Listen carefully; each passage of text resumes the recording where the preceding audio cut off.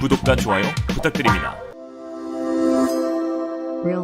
중국 정부와 미국의 새 행정부가 출발부터 어긋나기 시작했습니다. 조 바이든 미국 대통령의 임기가 시작된 지난 23일과 24일 두 차례에 걸쳐 중국 폭격기와 전투기가 대만의 남서쪽 방공 식별구역을 침범하면서 긴장감을 고조시키고 있는데요.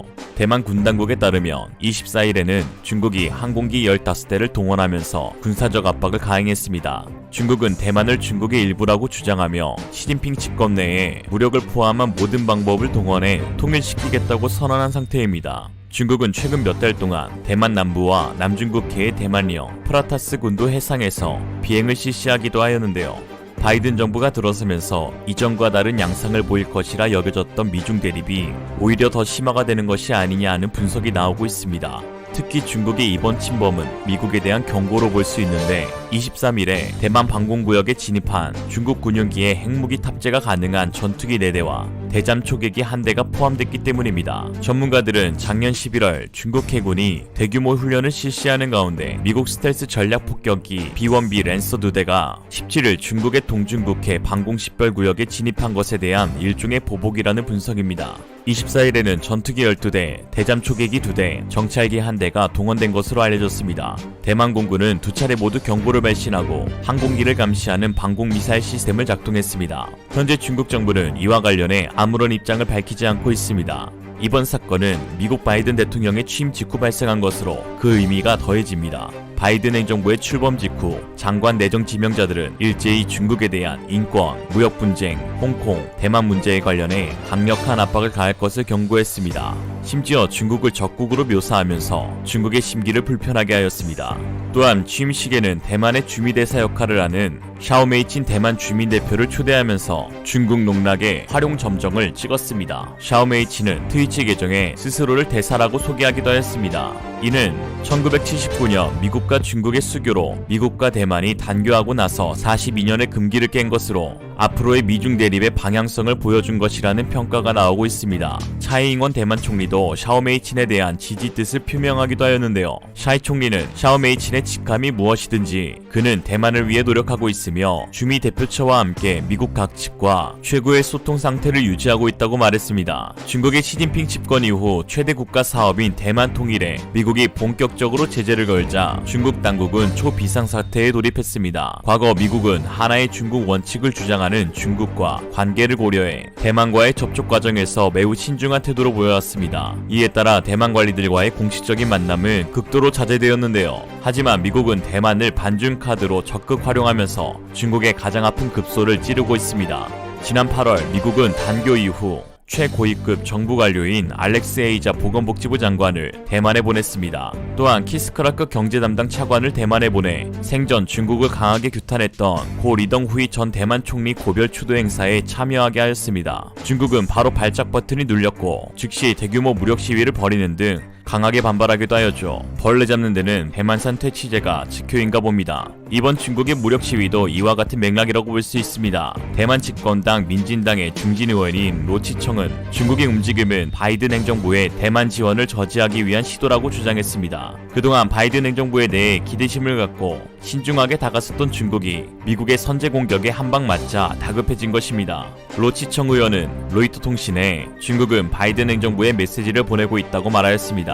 중국의 입이라고 불리는 중국 관영 매체 글로벌 타임스도 미국에 대한 경고로 규정하였습니다. 지난 25일 논평에서 이번 훈련에는 지난 23일, 24일 이틀 동안 각각 13대, 15대의 인민해방군 전투기가 투입됐다면서 이는 대만 당국에는 압박이고 미국에 대한 경고의 의미라고 평가했습니다. 글로벌 타임스는 인민해방군 전투기가 대만 해협의 경계를 넘어 주변 상공을 비행하는 것은 매우 정상적인 일이라며 중국과 미국 사이의 상호 이해를 위한 기본적인 틀이 이미 손상됐기 때문에 양측이 이해하지 못하는 부분이 늘고 있을 뿐이라고 지적했습니다.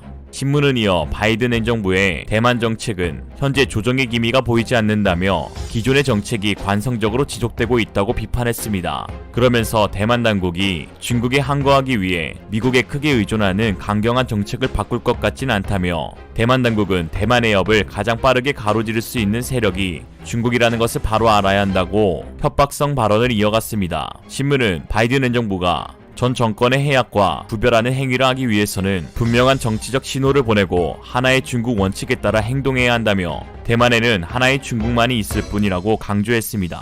바이든 취임식 날 맞았던 곳이 아프긴 아팠나 봅니다. 조 바이든 미국 새 행정부도 이에 질세라 공식 성명을 통해 중국을 압박했습니다. 중국을 상대로 대만에 대한 압박을 중단하라고 공식적으로 경고한 것인데요. 미국 국무부는 네드 프라이스 대변인 명의의 성명을 통해 미국은 대만을 포함한 이웃들을 겁주려는 중국 인민해방군의 계속되는 시도를 우려 속에 주시하고 있다고 밝혔습니다. 이어 우리는 중국 정부가 대만을 겨냥한 군사적, 외교적, 경제적 압박을 중단하는 대신 민주적으로 선출된 대만의 대표들과 의미 있는 대화에 들어가기를 촉구한다고 강조했습니다. 특히 국무부는 미국과 대만의 관계를 규정한 대만관계법과 6대 보장을 미국 입장의 기준으로 제시하기도 하였습니다. 대만관계법은 1979년 지미 카터 행정부 시절 도입된 법률로 미국이 대만과의 통상, 문화교류, 방어용 무기 수출을 계속한다는 것입니다. 블룸버그 통신은 바이든 행정부가 대만의 지위를 격상시킴으로써 중국이 대만을 일시에 무력으로 점령시키려 하는 사태를 피하려고 하는 것으로 보인다고 해설했습니다. 중국은 대만을 무력을 통해 합법적으로 점령할 수 있도록 하는 자체 법안인 국가통일법을 준비하면서 전쟁에 대한 가능성도 배제할 수 없는 터라 미국은 중국이 대만을 불법 점거할 시 군사적 조치를 취하겠다는 것입니다. 사실상 대만을 중국에 속해 있지 않은 하나의 주권적인 나라로 보는 것이죠. 블룸버그는 미국 국무부가 대만 사람들이라고 한 표현에도 바이든 행정부의 외교적 고려가 반영된 것이라고 말하였습니다.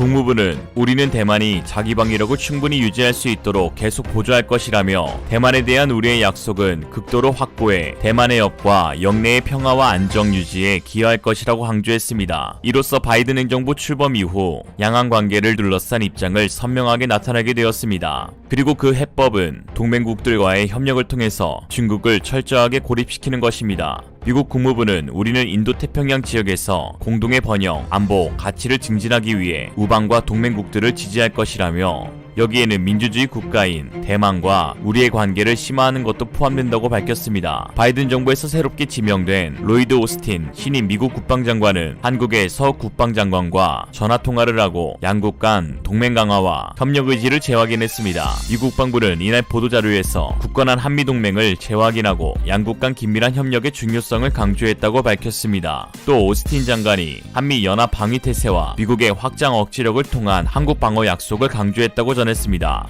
특히 양측이 한미연합군의 준비태세 유지 필요성에 주목하고 규범에 기반한 질서의 중요성을 확인하며 공동위협에 대한 협력을 강화하기로 합의했다고 미 국방부는 설명했습니다. 미국이 강조한 확장 억제력은 인도태평양에서의 중국에 대한 지속적인 압박을 의미하는 것으로, 즉 공동위협이라 표현한 중국, 북한, 러시아에 대한 전방위적인 압박에 한국과 미래지향적인 대화를 추진하겠다는 것으로 보입니다. 미국은 대만 카드를 적극 활용해 중국의 숨통을 조이는 것처럼 현재 가장 큰 위험 요소인 북중러를 압박하기 위해 동북아 최고의 지정학적 가치를 지니고 있는 한국의 영향력을 끌어올리겠다는 것이죠. 이에 전문가들은 그동안 발이 묶여있던 한미 원자력 협정, 한미 미사일 사거리 지침이 개정될 가능성에 무게를 두고 있습니다. 지난 9일 김정은 북한 국무위원장이 핵잠수함 개발 완료를 선언하며 공개적으로 불을 지핀 이상 우리 군의 핵잠수함 보유 명분도 커졌습니다. 우리 원전은 미국 기술에서 출발했기에 이를 토대로 핵잠수함을 개발할 경우 미국의 통제를 받게 됩니다. 미국은 그동안 한미동맹의 측면에서 우리의 핵잠수함 보유를 반대하였는데요. 그러나 북한이 핵탄두 탑재가 가능한 SLBM에 이어 핵잠수함까지 도입하며 위협을 가하고 있고 중공군이 남중국해에서의 해상 영향력을 확대하고 있는 상황 아래 전문가들은 한국군이 핵잠수함을 도입해 중국과 북한의 군사적 위협에 대한 억제 능력을 발휘하겠다는 미국을 향한 설득이 힘을 얻을 것이라고 분석하였습니다. 취임 전부터 지금까지 동맹을 강조하는 바이든 행정부에게 우리가 정교한 논리 개발과 설득을 가한다면 충분히 성공적인 협상을 이끌어낼 것으로 보여집니다. 오늘날 여러가지 제재에도 불구하고 한국의 군사력은 글로벌 파이어 파워 세계 군사력 랭킹 6위를 기록했습니다. 한국이 추진 중인 차세대 전투기, 항공모함을 비롯해 한국군의 수건인 핵잠수함까지 도입하게 된다면 동북아 패권 판도는 크게 뒤바뀌게 될 것입니다. 중국의 세계 군사 패권 야욕과 북한의 핵 위협 아래 우리 군은 자주국방의 꿈을 실현하기 위한 전력을 다해야 할 것입니다. 이상으로 리얼리즘이었습니다. 여러분의 생각은 어떠신가요? 현명하고 지혜로운 여러분의 의견을 지금 댓글에 남겨주세요. 감사합니다.